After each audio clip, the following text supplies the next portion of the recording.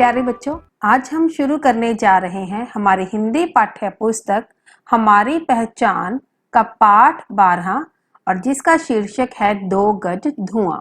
बच्चों, इस पाठ में हम पढ़ेंगे तेनालीराम के किस्से के बारे में। पर पाठ शुरू करने से पहले मैं आपको बताना चाहती हूँ कि तेनालीराम कौन थे।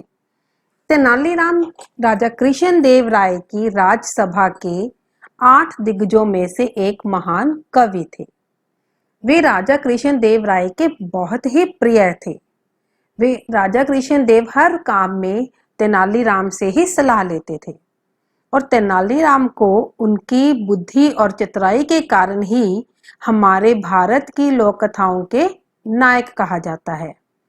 तेनालीराम के बहुत से ऐसे किस्से हैं जो हमारी लोक कथाओं में हमें सुनने को मिलते हैं। तो आज हम एक ऐसे ही किस्से के बारे में पढ़ेंगे जिससे उनकी बुद्धिमानी और चतुराई स्पष्ट रूप से झलकती है। तो चलिए शुरू करते हैं। हमारे देश भारत के दक्षिण में विजयनगर राज्य था। उसके राजा कृष्णदेव राय थे। उनके दरबार में तेनालीराम नाम का एक प्रसिद्ध विद्वान था। महाराज उसकी बुद्धिमानी और चतुराई के कारण उसका बड़ा सम्मान करते थे। बहुत से दरबारी मन ही मन तेनालीराम से जलते थे और उसे नीचा दिखाने का अवसर ढूंढते रहते थे।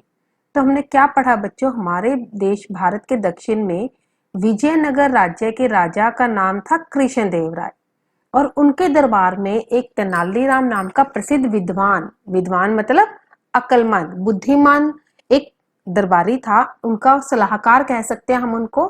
उनका एक बुद्धिमान सलाहकार था और महाराज क्या है जो उसकी बुद्धिमानी और चतुराई का बहुत सम्मान करते थे। और इसे देखकर जो सारे दरबारी थे बाकी के, वो तेनालीराम से बहुत जलते थे और उसे हर वक्त तेनालीराम को नीचा दिखाने का वो अवसर ढूंढते रहते कि किस तरह हम तेनालीराम को हराएं और राजा के आगे उसको नीचा दिखाएं। देखो वो क्या क्या करते हैं। एक दिन बातों ही बातों में राजपुरोहित ने दरबारियों के मन की बात महाराज कृष्णदेव राय के सामने कह दी। महाराज, तेनालीराम के सामने किसी दरबारी को अपनी योग्यता सिद्ध करने का मौका नहीं मिलता। हर बार तेनालीराम बीच में आ जाता है। तो क्या हुआ, जब सभी दरबारी परेशान थे कि तेनालीराम के आगे वो कुछ भी नहीं है, राजा हर वक्त उनकी ही तारीफ करते रहते हैं, तो राजपुरोहित थे जो वो तो तेनालीराम से बहुत ही ईर्ष्या करते थे। क्यों? क्योंकि तेनालीराम के आने से पहले राजपुरोहित ही राजा के प्रिय थे। पर जब से तेनालीराम दरबार में आए थे, राजा तेनालीराम को ज्यादा पसंद करने लग गए थे। इसलिए अंदर ही अंदर राजपुरोहित भी तेनालीराम से बहुत जलन महसूस करते थे। तो इसलिए उन्होंने क्या किया, एक दिन दरबारियों के मन की बात, जो दरबारी क्या सोचते थे, वो बात उन्होंने कृष्णदेव राय के सामने रख दी। उन्होंने कहा कि महाराज, तेनालीराम के सामने किसी भी दरबारी को अपनी योग्यता का मतलब होता है अपनी बुद्धि, अपने उनमें जो काम करने की समर्था है वो। तो कहते तेनालीराम के सामने किसी भी दरबारी को अपनी योग्यता सिद्ध करने का मौका नहीं मिलता। हर बार तेनाली बीच में आ जाता है। अगर कोई दरबारी बुद्धिमान है, चतुर है, वो भी कुछ करके दिखाना चाहता है, पर वो तेनालीराम के कारण उसको मौका नहीं मिल पाता। तो इस तरह राजपुरोहित ने कृष्णदेव के सामने दरबारियों के मन की बात रखी। फिर राजा ने क्या किया, देखो, महाराज जानते थे कि दरबारी तेनालीराम से ईर्ष्या करते हैं। ईर्ष्या यानी कि जलन। उन्होंने एक उपाय सोचा। दरबार में भगवान की मूर्ति के सामने अगरबत्तियां जल रही थी और धुआं निकल रहा था। महाराज बोले, पुरोहित जी, आज दरबारियों को अपनी योग्यता सिद्ध करने का पूरा मौका दिया जाएगा। तेनालीराम बीच में नहीं आएगा।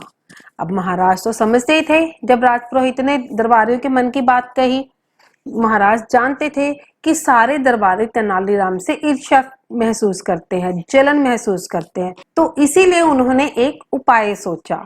उन्होंने क्या किया कि एक बार दरबार में भगवान की मूर्तियों के सामने कुछ अगरबत्तियां जल रही थी और वहां से धुआं निकल रहा था। तो राजा ने पुरोहित को बुलाकर कहा कि पुरोहित जी, सभी दरबारियों को आज अपनी योग्यता सिद्ध करने का पूरा मौका दिया जाएगा और आज तेनालीराम बीच में नहीं आएगा। यह सुनकर दरबारी बड़े खुश हुए और बोले, कहिए महाराज, आज क्या करना होगा। तो ये सुनकर दरबारियों ने तो खुश होना ही था ना कि आज तेनालीराम बीच में नहीं आएगा, आज हम भी महाराज के आगे ऊपर उठ जाएंगे, हम भी अपनी काबिलियत महाराज को दिखाएंगे। तो वो खुश हो गए सारे दरबारी और उन्होंने महाराज से कहा, महाराज बताइए हमें क्या करना होगा। तो देखो महाराज ने उनको क्या कहा करने के लिए। महाराज ने अगरबत्तियों से निकलते धुएं की ओर इशारा करते हुए कहा, मुझे 2 गज धुआं चाहिए। जो दरबारी यह काम करेगा उसे तेनालीराम से भी चतुर समझा जाएगा। तो क्या किया महाराज ने, उन अगरबत्तियों की तरफ इशारा करके कहा कि मुझे ये जो धुआं निकल रहा है अगरबत्तियों से, इनमें से मुझे 2 गज धुआं चाहिए और जो भी दरबारी ये काम कर लेगा वो तेनालीराम से ज्यादा चतुर समझा जाएगा। तो महाराज ने उनको ये काम करने के लिए दे दिया। अब महाराज का प्रश्न सुनते ही सारे दरबारी सकपका गए। सकपका मतलब कि घबरा गए। अरे महाराज ने ये हमें क्या काम दे दिया। सबके दिमाग में एक ही प्रश्न आया, भला धुआं कैसे नापा जा सकता है। तो सभी हैरान हो गए।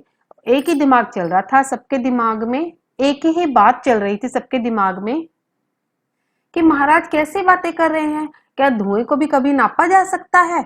तो फिर क्या हुआ, सबने कोशिश की। एक एक करके दरबारी उठते और हाथ में नापने वाला फीता लेकर धुआं नापने की कोशिश करते, पर धुआं था कि कभी इधर लहराता कभी उधर।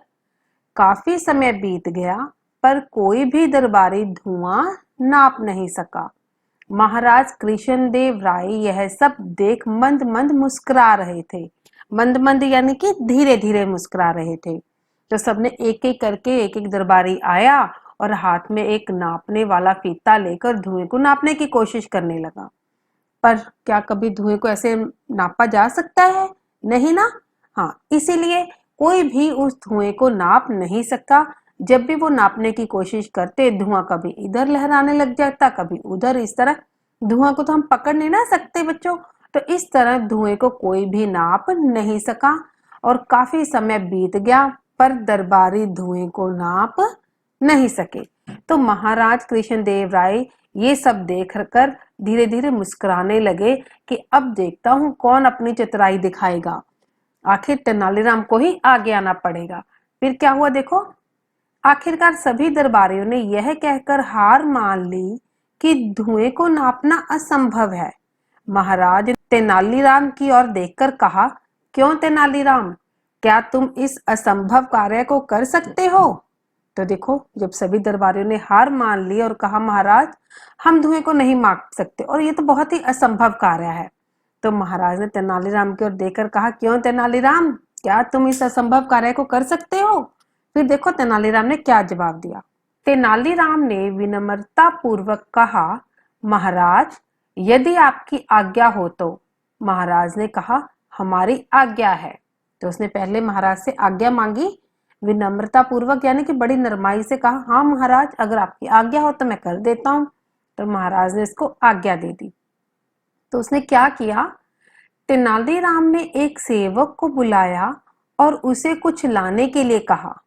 सभी दरबारी दम साधे प्रतीक्षा कर रहे थे कि देखें आखिर तेनालीराम धुआं कैसे नापेगा।